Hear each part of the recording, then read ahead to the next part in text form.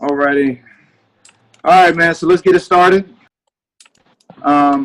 Thanks everybody for joining us here. I'm here from I'm in DC right now, Northeast Washington DC. We're on 8th Street, which is a real popular area here. It's St. Patty's Day, but it looks like we have the hustlers here right now who want to really learn on St. Patty's Day, how to make things happen. You know what I mean? So for a lot of the people here, you didn't get a chance to see the full lecture that we did. We went over some videos from Arash. We talked about him, exchanged some ideas. And now I basically wanted to give everybody an opportunity to hear from Arash personally so that he can kind of shed his insight on the topic of how to be number one in your industry.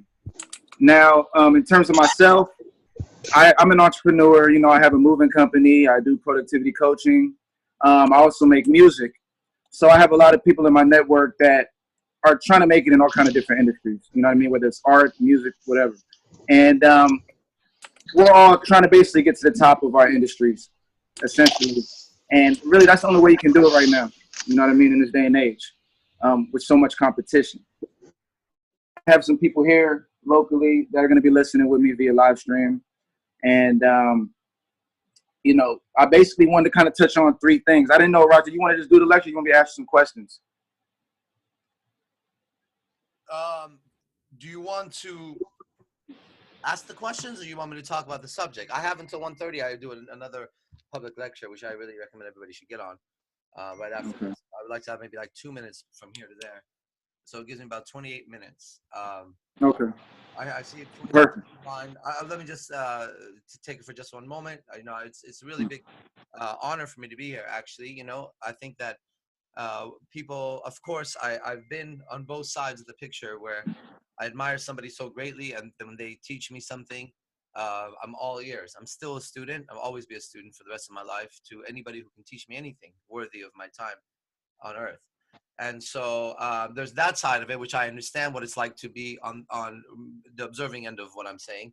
But then there's also this end of the picture, which is it's really an honor. You know what I mean? Like, I'm a guy who has some ideas, who had an opportunity to meet a man named Manu Tupo, who somehow sparked something in a young man some years back. And I just had the courage to keep speaking against everybody saying I shouldn't speak. And we're now many years into me speaking. But I was in the very first group of people that kind of did video blogs, you could say, differently. Video blogs, not like, where there was all kinds of technical shit. I'm still not technical. I just got in front of it and I said, here's my ideas. And that was about 10 years ago. And the courage came, I don't know where the courage came from, but the confidence was because of this man named Manu Tupo. So anyways, being here means a lot to me because, I sent out an order 2 months ago or so, said, hey, whoever wants to do this IMC chapter thing, let's make it happen. Johnny was and I'm here to share insights into areas that I've proven on earth in 2018 that I'm very good at. I say I'm the best at it. I think anybody worth their fucking salt should say they're the best at what they do. I would take Michael Jordan and say, well, there's people better than me. Michael Jordan should say, yeah, I'm the greatest basketball player that ever lived. And there have been many greats before me and many greats during my time, but that doesn't take from me. And that's how I feel about the subjects that I talk about. I search for anybody who can teach me more on these subjects. And these subjects are communication, the subconscious mind, and women. Women as in men and women, the dynamic between it, not just women. I don't necessarily care just about women. I care about how we interact. So that's my intro. Awesome. And as you say that, I kind of feel like, I could just basically ask you some questions to get to the gist, to hit the root of this thing. So right now, I have some guys here, some females as well, who are entrepreneurs right now. You know what I mean? And, ideally, everybody wants to get to the other side. That's what everybody's trying to do. But the reality is, I'm pretty sure for a lot of people that are here as well, the position that you're in right now, it hasn't fully manifested. And I kind of wanted to see, and it's all manifesting as it comes along, but in the sense of you are talking to the guy or the woman that is in the position where the world looks at them, they don't see, they're looking at them like you're not there yet. So when you're talking to that person who still is holding on to the dream, still grinding and hustling, but has to deal with the fact that it's not there yet, what would, you know, in terms of closing the gap, and I know you've been on the other side, what are your views on that in order to keep pushing to get to the top? Because, you know, that takes time. It's a really good question. My formula is simple, and I keep proving it, because now let's say I'm there, whatever there is. But from where I'm standing, there's so many levels in this game, right? And so in one like industry, I am number one. Nobody can touch me. But that industry is not okay. That's cool. Like whatever. Like I'm trying to expand, and I want the test of my skills to be arenas like celebrities or world leaders or TV star. Talk show people. I want to enter their world because that's where the audience seems to be paying the most attention these days, right? I want to enter their world and show everyone, and especially the people that follow me, the power of communication. So the answer is this. The answer is, wherever you are right now, the reason why people don't acknowledge you is because you have not communicated enough. And the communication, if you have communicated at all, has not been received properly by them. It's either been perverted in the midway, so they heard something different, or they didn't hear it because they were so busy hearing everybody else's promotion about you, right? About you, meaning false advertisement about you, as I get that in my life, or just so busy hearing Nike's commercial or the Super Bowl, or today is St. Patty's Day. Now, I didn't know it was St. Patty's Day till today. Yeah. Then now I know it's St. Patty's Day. Okay, cool. Right, I get it. But I think that takes a lot of attention. St. Patty's Day, right? Whoa, okay, cool. I get it. Whatever. So you need to communicate wherever you are more. Want to exist, you have to communicate. To the degree that you communicate, you exist. How do we know someone's dead or alive? Okay, you want your loved one to be alive but can't communicate at all, in a coma, heart beating, brain ticking, respiration going, but they can't communicate. No good. No good. And what are you looking for? You're looking for them to communicate. And then they go, hi. And you go, oh my God. Then they go from hi to, hey, can I have some water? Oh my God. You say they're getting better. Why? Because they're communicating better. And if they could sit there and talk just like me, with a broken body, we wouldn't feel so sorry for them if their mind was so sharp. And if they told you, I'm fine, just give me some water, you know? So communication is how we know that things exist. If you go, hello, someone in the house, hello, the answer tells you if something or somebody exists. So if you are an entrepreneur or you're doing a business or whatever you're doing, you don't exist until you speak and they hear you. And an example in present time is this chapter of IMC Nation is the first chapter to get a live lecture from me. So now it exists more than the other chapters in everybody's mind. Suddenly Johnny exists as a captain more than anybody else's mind. Why? Because he's fucking communicating. And when you communicate, they're going to tell you to shut up. But that comes with the process of communicating. You have to be able to learn to hear the words shut up and keep talking a million ways. They say a million ways shut up, you have 1,000,001 ways to keep talking. Definitely. And that's a great point. And to expand on that, you know, so the communication aspect is huge. I realize, like you said, there's so many things distracting, especially now. It's just ridiculous that you got to really go hard. And, you know, one thing I noticed with a lot of people is they live double lives. You know, they care a lot about women and they did that subject, or they might care a lot about certain topics. But they're like, okay, I don't want to let people know this, or I don't want to have this interfere with my business thing and this. So it's a very kind of tough situation. And one thing I noticed with you is you combine business with lifestyle. Now, I know a lot of the people that are a part of IMC has to find that, you know, pretty attractive, because that's something that attracted me as well, because it's very rare that you see somebody willing to do that. And in order to do that, or I can imagine the amount of pushback and mind frame you have to have in order to actually bring that to a successful point when it's not conventional and you don't have a tie on, you know, talking like a happy guy all day. So, you know, I just wanted to hear your views on that in terms of being able to push back, you know what I mean, yet still rise within your industry, even though it's, you know, even though you're going about it different. Yeah, that's a great question. And I think that, again, is a testament. You know, you got four chapters or 4 or 5 IMC chapters, and you know how many people are following me. And now, you know, it becomes obvious why you're running a chapter, because the questions you've asked are questions that the answer can actually help people, you know. And how do you push back? Or how do I push back? First, I think that everybody needs to find their own motivation all the time. That's the first answer, because one person's motivation is not another person's motivation. So I learned this a long time ago, even as an actor. Manu taught me, you know, is that the motivation of the artist belongs to the artist, not to anybody else. I don't need to share my motivation. I can, but I don't need to, right? Mm-hmm. And that's important, because the moment that you do that, you give people an access to your inner world that, you know, maybe they haven't earned yet, right? Because it tells a lot about you, what your motivations are. So, first, I would say everybody needs to find their own motivation. Now, that sounds light, but it's not, because what you think has been motivating you, I really don't think has been what's motivating you. I think you've been lying to yourself for a long time, because you're afraid of the truth, the whole truth, and nothing but the fucking truth will help you, God, because that's what it's gonna be. You start Mm-hmm. speaking the truth, nothing but the truth, then you got one teammate, God. If he or she Mm-hmm. is around, or it is around, Yeah. nobody else is gonna be on your side at that moment, right? Mm-hmm. Oh yeah. Living with the lie, and you start telling the truth, and you are fucked right from there. Yeah. Now, how do we know this? Well, shit. We could even go back in time and realize that people like Galileo and Socrates and God damn, forgot. There's a bunch of these motherfuckers that came around and said things like, "The Earth is round." They were like, "Well, Yeah. they were like, we don't go around the sun. This, you know, or the sun doesn't go around Earth, but Earth, you know, just basic shit that was true." And what happened? They're like, "We're gonna kill you."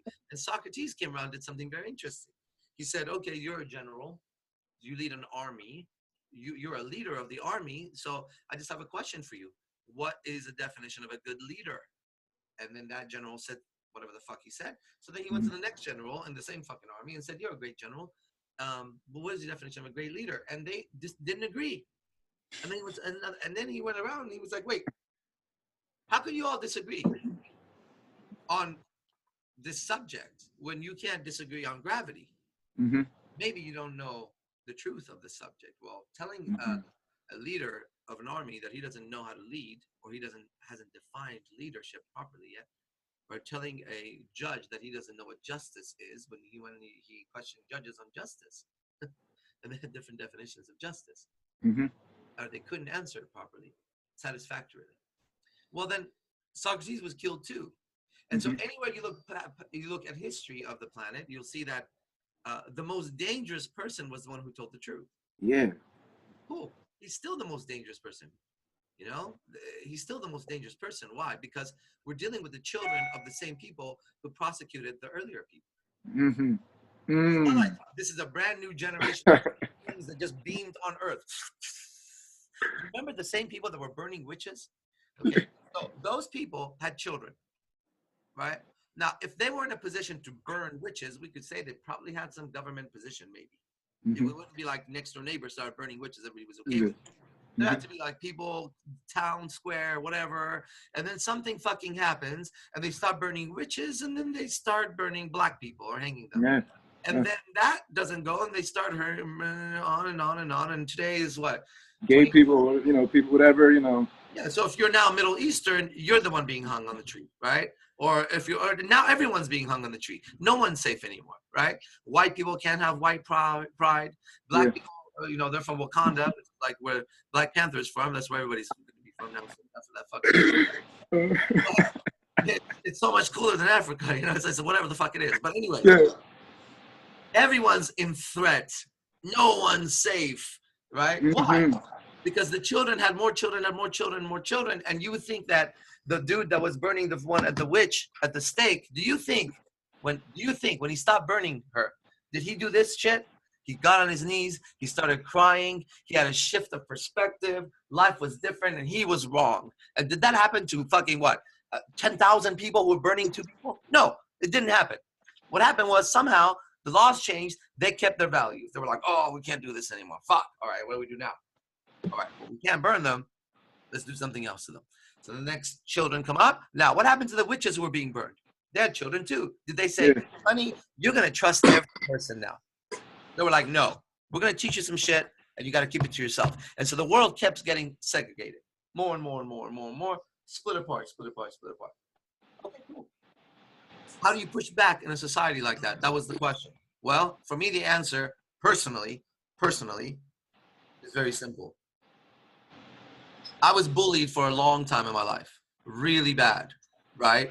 I mean, people have been bullied worse than I. But from my perspective, it was not good. I hated it. And then at some point, I had to make a decision. I was either going to accept the life of being bullied or I was not going to be bullied. It took a lot of courage to not be bullied. People think it takes courage to be bullied. No. The coward is the one who gets bullied. Don't you forget that shit. There's no courageous man walking around being bullied by anybody, as I'm not bullied by nobody. So we go forward, and I said, okay, as scary as it is to be hit, if I fight back, I don't think I can live with myself the other way. I don't want to show up to school again and have everyone look at me with the eyes of pity, sadness, and just shame. Like I can't do this anymore. At least let me fight back and see what the fuck happens. I didn't know what the fuck was gonna happen. And when I fight back, things changed around me. And then I was like, whoa, okay. That there was all this energy that was released in me that was just stuck at being bullied. So again. And then at some point I said, okay, so here's how it's actually gonna go. The moment someone tries to push me in a way I don't like, I will go with the push and I'll corner myself in a wall like this. So they shove a little bit, I take their hand and I put it on my chest and I start running backwards. And they're like, and I hold on to their hand. I'm like, motherfucker, you pushed, right? Now let's go. And I put myself against the fucking corner with their hand on my chest with me holding it. This is the image in my mind. And I'm looking at their eyes and they're going, what are you doing? I go, you pushed. Okay? I cornered myself. And then I tell them, look at where I'm at. If you push any further, you see, I'm going to push back. And I'm cornered now. So I'm going to push everything I got. Or let it go. I'm going to let your fucking hand go, back the fuck up, and don't do this again. Because I'm that crazy motherfucker that will take what you give me and push it back in your face 1,000 times. Why? Because you never liked me in the first place. You bullied me. I was already broke. I already had nothing to live for. I was already fucking confused. All that shit. I already hit fucking bottom. Where are you going to take me after this? Exactly. Right? I've been there already. I have already been there. There's nowhere that I'm more familiar with than being outcasted. There's nowhere I'm more familiar with than being hated. There's nowhere I know better than having my heart broken in a relationship. That's what people don't understand. Right? I know what it's like to have my heart broken a million goddamn billion fucking times. So bitch, if you push me the wrong fucking way, I'll do what I just said and I'll run fucking backwards and you're gonna find the fuck out I'm not the guy to threaten. Not the guy. I don't take lightly to threats. Right? I just don't. Because why? Because I would never threaten somebody unless I meant it. And I always tell people, I tell all my girlfriends, don't bluff nothing. Don't ever speak on my behalf and say, Arash is going to kick your ass, because I will not say that. And if I say it, I'll do it. And that's the end. No one put actions on my words, because my words and my actions are one when I say it. Right? And believe me, if I was going to kick your ass, I wouldn't say I'm going to kick your ass. Unless I wanted to humiliate you, or I wanted to scare you, or there's a million ways. But if I really wanted to destroy you, the last thing I would do is tell you. I would tell you after you were destroyed. There's a big difference. Like, look, here you are. You see who you are? You shouldn't fuck with me anymore. Okay, that's that. Okay, nice. And what you said is great, because, and this is my last question. After this, I'll open it up for questions for the last 10 minutes or so. But so what I noticed there was a polarity going on, because it's one thing, you know, like we say, based on relativity. If you grew up in wealth, if you grew up with status, you know, say your parents might have had somewhere in life where they were doing well, then it's a lot more easier for you to, say, transition into certain positions of life, right? People can accept that you're the rich guy, you're the successful guy, because your dad was a successful guy. What I noticed with you is there was a polarity where, in order to be, it's almost like what drives you, the drive you need to get to number one, there's almost like a flip side that has to push that. And a lot of the time, that's that bottom. You know what I mean? That's that, irrelevance. That's that people doubting you type of thing. You know what I mean? And that I see that's kind of the driver behind that. So, I just kind of wanted to shed some light on that. But for the last question I wanted to ask really fast was involving a product. So everybody who is involved with business or in your industry, whether you're an artist, whatever, there is the product that you have. So while you're putting your communication out, that's the one aspect of it where you got to do it at the highest level. On the other side is the product that you actually have. Now, some people might take a perspective where they want to take their time and make the product perfect. Some people might want to just say, hey, let me go all out. I wanted to get your view on, if you are in a position where you're trying to build a product, what do you think is the best method or way to go, in terms of how good your product is at that point? I know the